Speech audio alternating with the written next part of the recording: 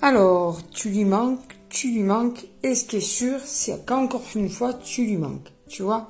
Donc, il n'est pas bien ou elle n'est pas bien, cette personne pense à toi, se sent seule, et en fait, tu es en train d'envahir toutes les secondes de ses journées. Tu lui manques beaucoup, beaucoup et beaucoup.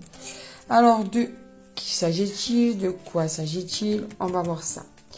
Alors, mais cette personne, je pense qu'elle se fait un petit peu, comment dire, elle fait un peu l'orgueilleuse, elle te montre pas que tu lui manques, tu vois, elle ne te le dit pas, elle a l'impression de, de devoir faire donner l'impression que c'est une personne forte, qui en fait, tu vois, tu me manques pas, moi tout va bien, j'ai le moral, tu vois, le faux semblant.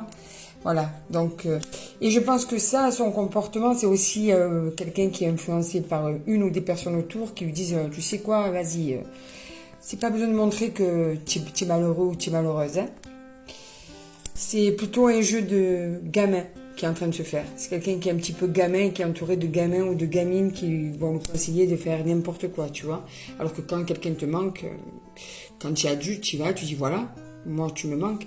Tandis que là, je parle même pas d'âge, je parle de comportement. Hein. Tu peux avoir 40 ans et être un gamin ou une gamine dans ton comportement. Et ben là, c'est quelqu'un qui est entouré de personnes qui ne sont pas de bons conseils et qui en plus a ce comportement de attention, il faudrait pas qu'on croie que...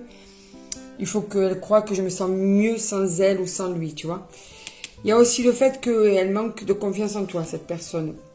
Ce qui fait qu'elle a besoin de réfléchir. Peut-être qu'elle a peur aussi de tes attentes, de se dire, moi, je ne serai pas à la hauteur.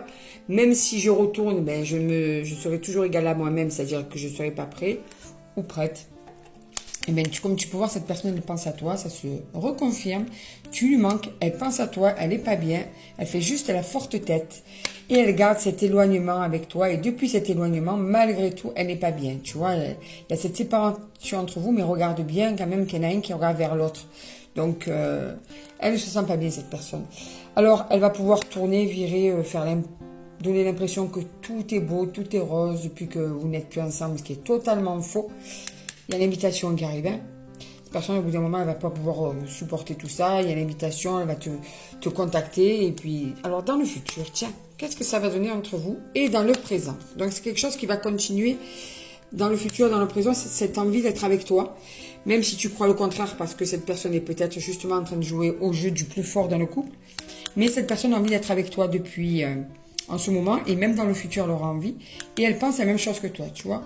Donc, c'est juste un jeu d'immature qui est en train de se faire, mais cette personne a envie de te voir, elle va te contacter, et elle va te dire qu'elle a envie de te voir, et de toute façon, il y a même des sentiments pour toi.